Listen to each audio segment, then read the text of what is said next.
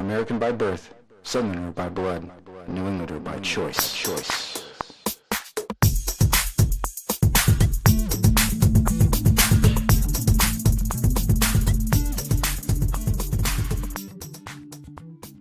Welcome back, guys. Thank you for returning back for the next episode of Pilgrims Digress.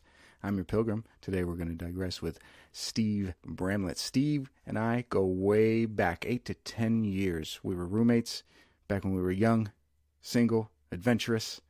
We actually lived in 3 different apartments. We moved from here to there. We lived with other people for a while, then we found each other again. Steve Bramlett has been working as a youth minister and a church planner for the last couple of years, and I'm so excited to have him on, mostly because him and I moved to New England about the same time, probably within a month or two of each other, and we both were able to experience New England for the very first time together. So I'm really excited to share with you some of the weird stories and the crazy times that we had. It could be some deadly falling ice. One of us walked into a place and got a job the next week at that place just because we walked in. And most importantly, we have some tips on jogging in New England. You'll see where that joke comes in later. So, hey, thanks for listening. If you get a chance, head over to iTunes. A 5-star review would help me out a lot. And feel free to share this with your friends on social media. I'm at Pilgrims Digress on Twitter, at Pilgrims Digress NE on Instagram. Thanks for listening, and stay tuned for more shows even after this one. Hey, thanks for listening. I've got a great friend on today. This is the Pilgrim's Palace segment. Like you're welcome. Steve Bramlett. We called him Scuba Steve in college. We don't do that anymore, though. Hey, Steve, what's up? Hey, nothing much. I'm really happy to be here.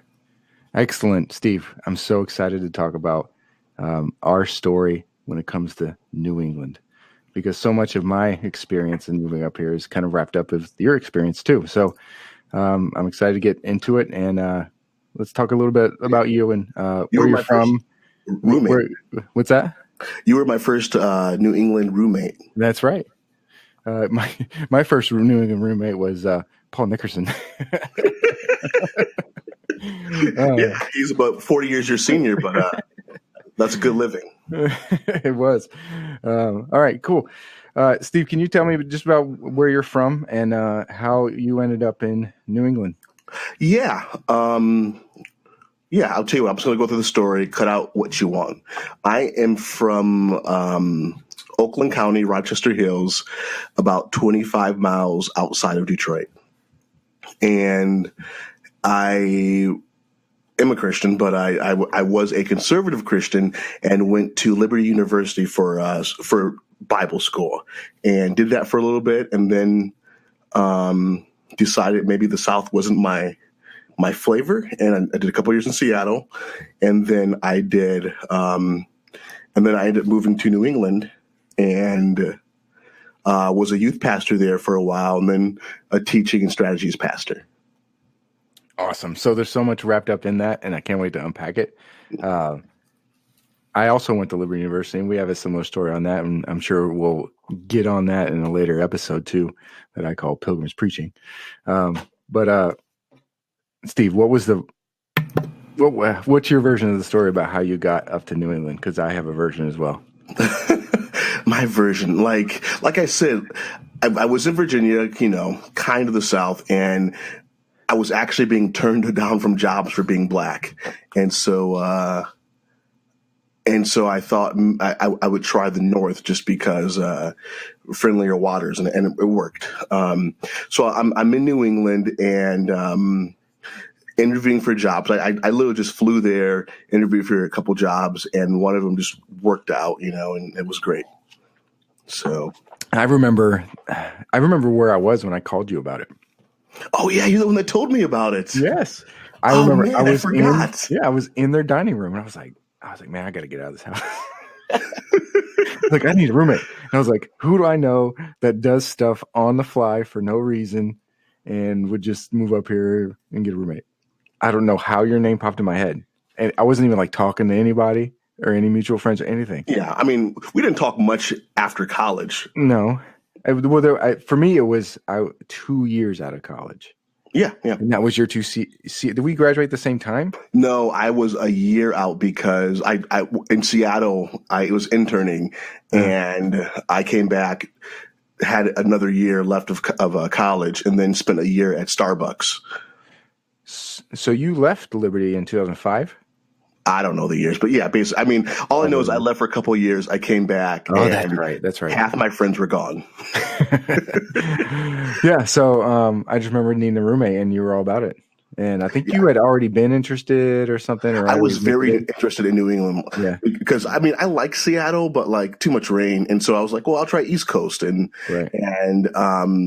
you know, I think during that time I spiritualized more, and the Augustana, it's so embarrassing. The Augustana song was out. Like, I think I'll go to Boston, and not the Kenny Chesney one. No.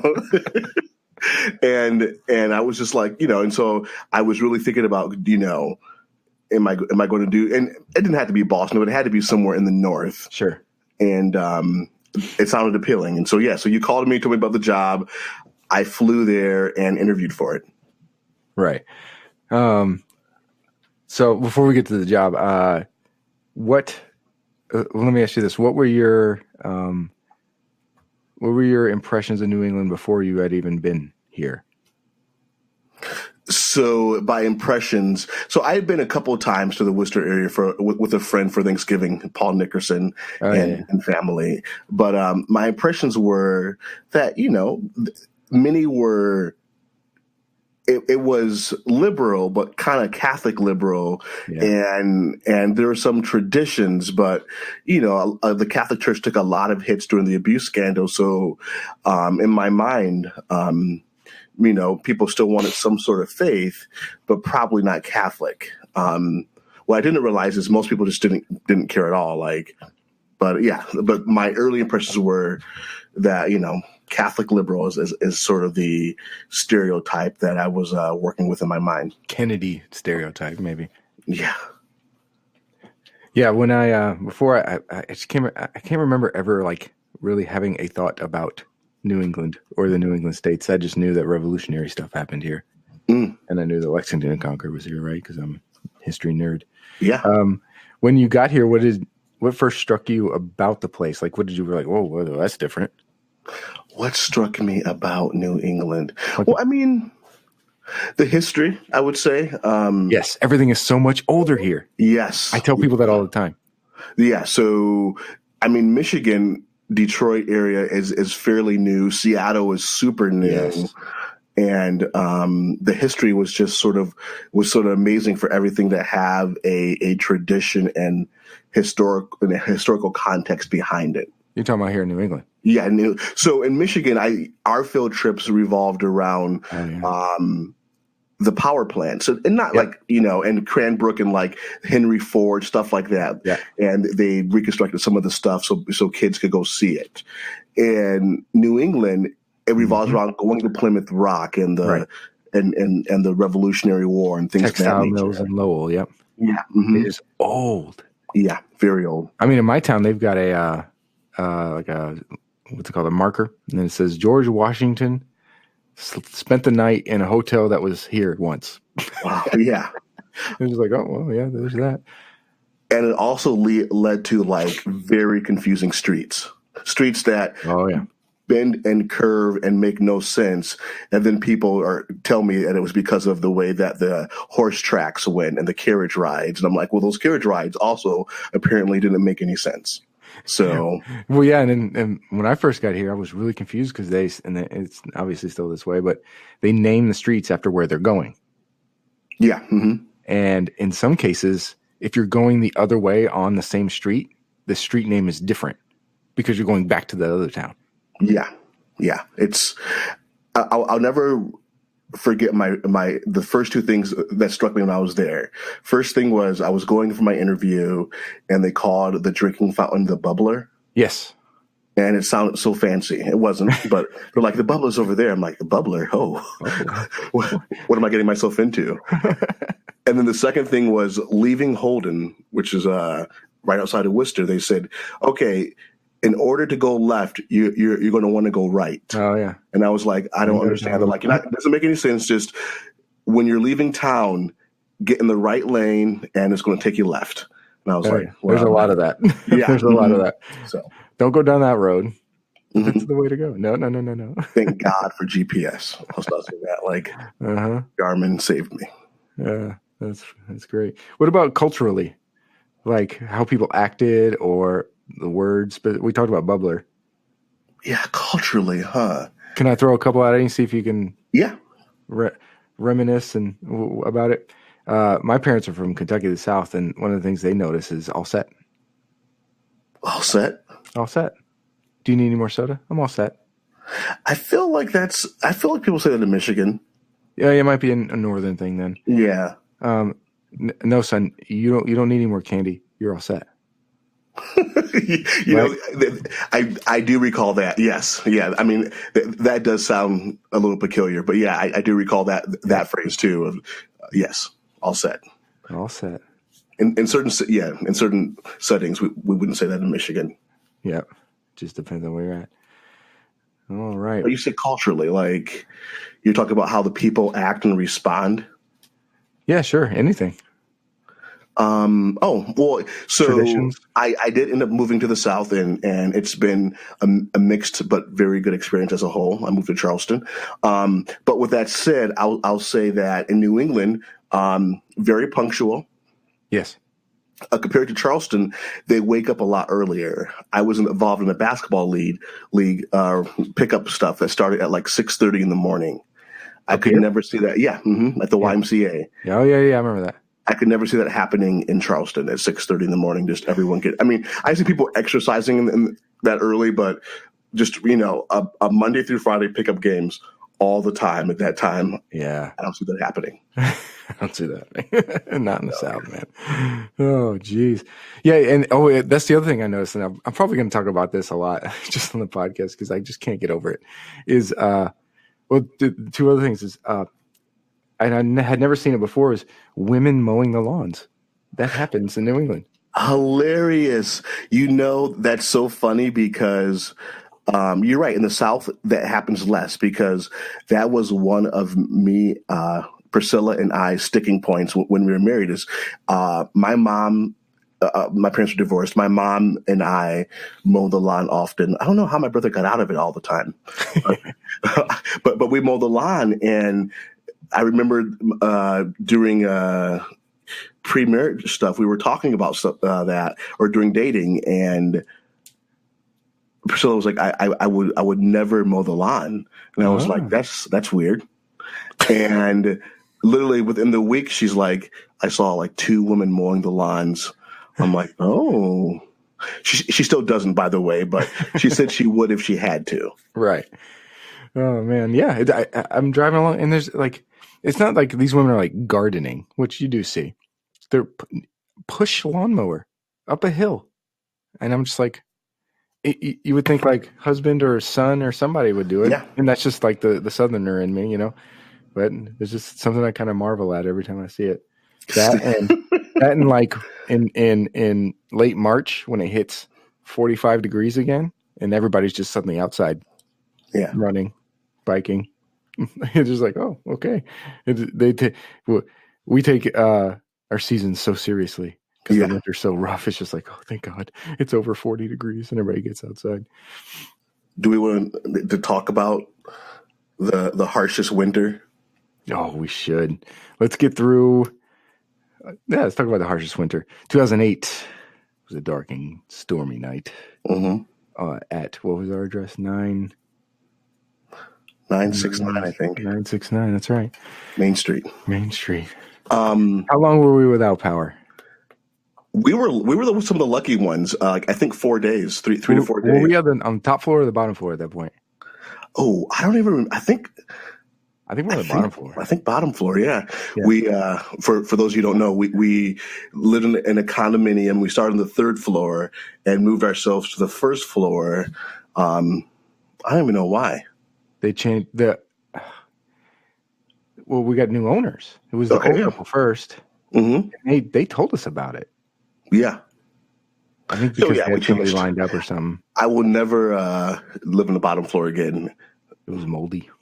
It was moldy, and the couple above us had hardwood floors. And That's right. And they were like bowling all the time. Yeah, it was terrible. That's right. You hated it. So it was, but that night, that night, what happened was it started raining. Yes. And it was that magic hour of like 33 degrees. Yeah. And the rain starts sticking to the trees, and we're like, oh, that's awesome. That's amazing. Like, I remember that. We were enjoying the beauty of it. Yeah, it's a winter wonderland, and the rain kept coming, and it kept freezing on the trees and the power lines. Yeah. And before we know it, like the roads were coated with ice. Yeah, and the power lines were sagging and almost touching the ground. We're like, oh, yes, the trees dangerous. Were too. Yeah, yeah, the trees were bending over, branches, and also do you remember that at one point in the night all the branches started breaking off the trees? Oh, dude, that's my part of it. Yeah. Yeah. So remember we got bored, right? Because we didn't have power anymore. Call of Duty. What was it? 2 or 3 where we were playing? Some amazing Call of Duty. Yeah. Before it became amazing. Yeah.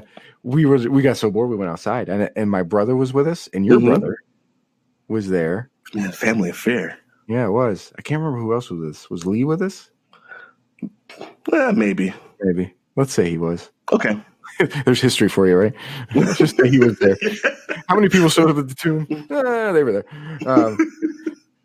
But I remember we went out, and there was snow on the ground too, right? So we were just slipping around, and it was pitch black. It was only like 8 or 9 o'clock. Mm-hmm. It was pitch black, and we went up. For some reason, we went up that hill towards the old folks' home, just kind of looking around, and then we came back down. And I remember coming back down into the thing. We're walking on the sidewalk to the front door of the condominium, and I heard crack, crack, crack, slam, and this branch fell like 2 feet behind me. I was huge. It would have killed me. And I was like, oh my God. And I went inside. Oh, that was freaky. Yeah. And remember, and then that night trying to sleep, that's all we heard was crack, crack, crack, all the way through. We lost power too. So it was like that weird code where the heat's leaving your house. Yeah. It was scary. We were out of power. I think it was like 1 or 2 days. Yeah. We got lucky because we were near the post office. We were near the post office, and our power lines were underground. I remember that. Yeah. But many places lost it for 12, 13, 14 days. Yeah. That's rough. That's the ice storm. It's a 10-year anniversary. Yeah. A week ago, right? Facebook feed. Keeping me up to date. Oh, I know. Thanks, Mark. Yeah, that's the ice storm for you. But before that, you said that you were a youth pastor for a while. Yeah. Mm-hmm. So let's give our renditions of how we got that job, how you got that job. Yeah. So, okay. Let's rewind. So like you said, you told me about the job. I came up, I interviewed, and within 2 months I got the job, and I was excited. I moved down there. I'm staying with the family from the church for the first month or two while I get everything settled and get a couple of paychecks to start renting.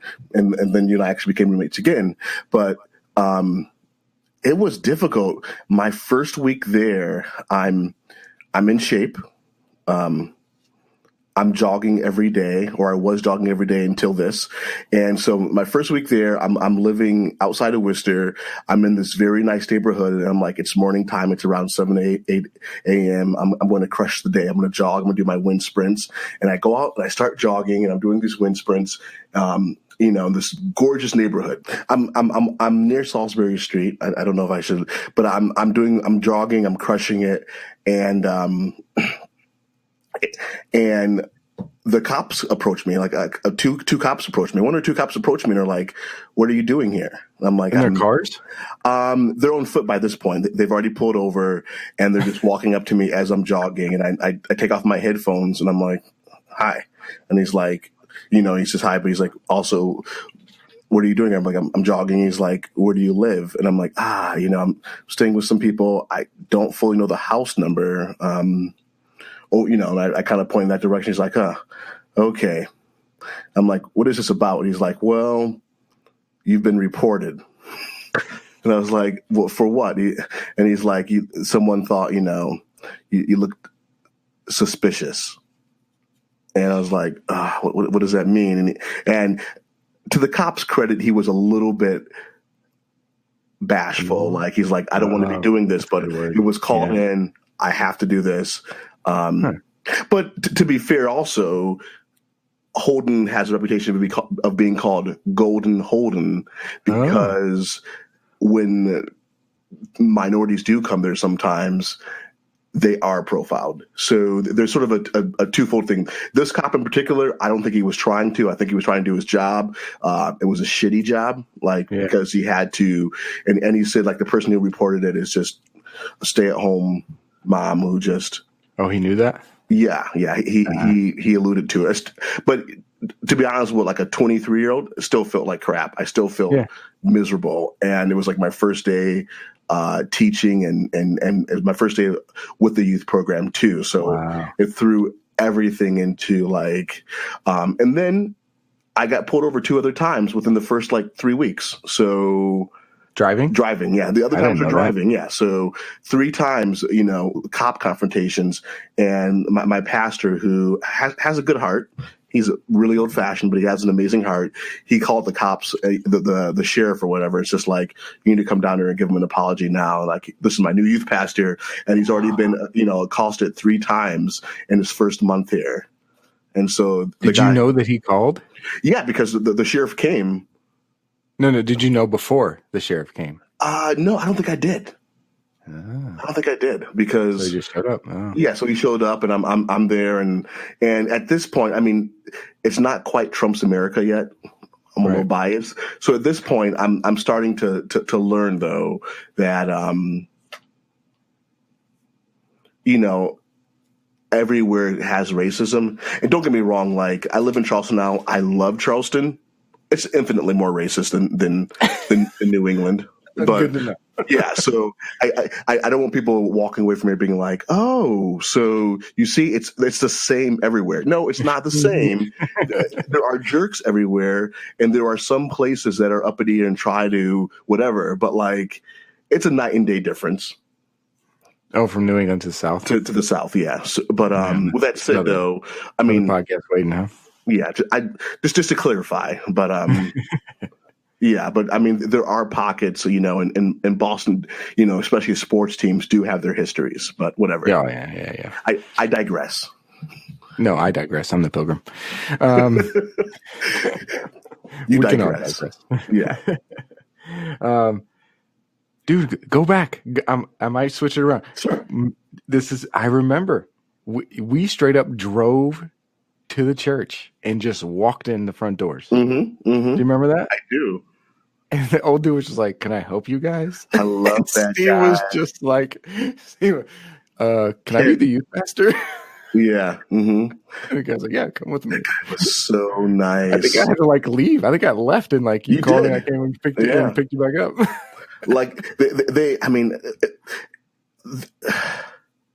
I'm torn, right? Because, and I think we can talk about a lot of this later on. I loved my time there, and some of the people there, a lot of people there are amazing. But as I figured out more who I was and who I wasn't, there were parts of it that just sort of chafed.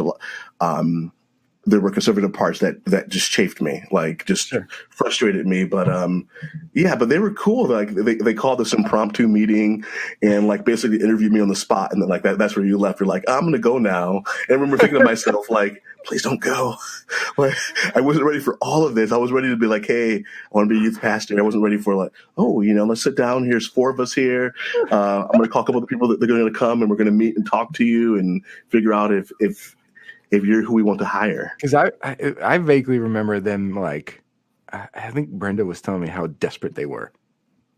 I can believe that. I mean that's still no taking credit from you, but they were in the throes of it. Yeah, because the church just went through a church split, right. And that's usually a warning sign of an unhealthy situation. And if you can get a different job, attempt to. Yeah. Oh, you're talking about exiting person. I'm talking about just why it's why it was hard for them to get some. I mean, they had plenty of applications. But I see what you're saying. I see what you're saying. Split, people were, a church split does take a lot of people that are looking for a healthy church out of the running. Sure. Because There's so many healthy churches. Yeah, right. And now we know, and they were a touch charismatic, which Right. I didn't. I mean, I'm not charismatic, but I didn't mind because, and we can talk about this more later. But I wanted to explore sort of all the denominations. So the Seattle one was Reformed. I grew up Baptist, Independent Northern Baptist. Liberty was Southern Baptist, and so I'm checking all the boxes. Now this one is charismatic. So Nice. whatever. Nice. So, let's talk about the best part of New England for you. Mm-hmm. You're supposed to say the right answer is your wife. Priscilla. Yeah, my wife. Yes. So the best part of New England, about 2 or 3 years into the job, actually, let me rewind.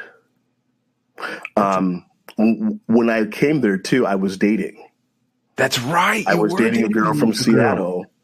I remember that. And you would talk on the phone with her for so long. Oh, it was great. I mean, she was fun.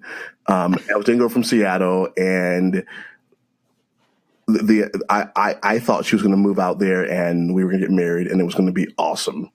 And I went to visit her for Thanksgiving. Yes, I remember kind of this. Yeah, it was painful. And you came back, and I go to visit her for Thanksgiving. Oh man! And day 2 of my trip out there, she's like, "I'm not feeling this." That's right. And I was so mad for you. I was like, "What? She let you come out there?" You were in the first people call. Yeah, she said, "I'm not feeling this." It you was called me. So That's awkward because her parents were like, "You had to stay there because your flight was like a week later." Yeah, I had 6 more days out there, and it was so bad because her parents were like, "Amy, what are you doing? This guy is amazing." And she's like, "Mom, Dad, I'm not feeling it." And they're like, they're having a fight. They're like, "Amy, this is as good as you're going to get." I was like, "Oh man." I'm like, "Guys, I'm going to go outside. I have friends in Seattle. I'm going to stay with them for Thanksgiving." And so he comes outside in this really surreal way. And he's like, "Hey, Steve, can we throw the football around a little bit?" I'm like, yeah. So we're throwing the football around as I'm waiting for my car ride. And he's like, my stepdaughter, I don't know what's going on. I'm like, I don't know either. This really sucks. You may tell me if you want to edit this part out, but I then had Thanksgiving with one of my friends. He's amazing. Someone in his family was very sick, and he was like, "Steve, my grandfather is terminally ill. You need to cheer the F up." I was like, okay. Oh, because you were. Because I was mopey. Because I was just like, I just lost the alleged love of my life. And Grandpa's sick at the new house. And cheer her up. Yeah. Get out. Mm-hmm. It was terrible. And then, of course, I got iced in one extra day, and I lost it. Wow. So fast forward 2 or 3 years, and a friend of mine from Liberty grew up outside of Boston, and she is wonderful and great. And we're talking on Facebook and we're talking on the phone. And she tells me, she's like, "Hey, I'm coming to sing for a wedding. Can we hang out?" And or let's hang out. I'm like, "Yeah, let's do that." And I think day 2 or day 3, I'm like, "Oh man, this girl is awesome." And yeah, I'll be real with you. I'm like, this girl's awesome. I'm not ready to commit yet because I just had the worst time ever with a long distance relationship. And I'm like, "Can we just kind of date and kind of not date, like figure it out?" And she's like, "No." Yes, I remember that. Oh my gosh. She's like, "No." She's like, I remember I was dating Christy, and we were both just like, "This girl's great. What's wrong with Steve?" Yes. Yeah. You were like the fourth person to say to me. A couple people from the church were like, "Just for the record, she's better than you." I think I said that to you too. I think you said that to me too. And I was like, I don't know. I don't know. And I said, I just need more time and to think and all this stuff.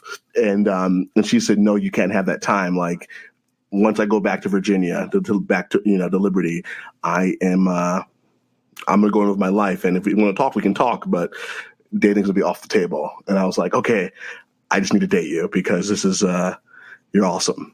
And 2 years later, we got married, and it's been amazing. So, yeah, I'm glad. I finally made one right decision in my dating life, and I've been reaping it since. Yeah. It's true for a lot of us. So, what are you and Priscilla up to now in Charleston? We,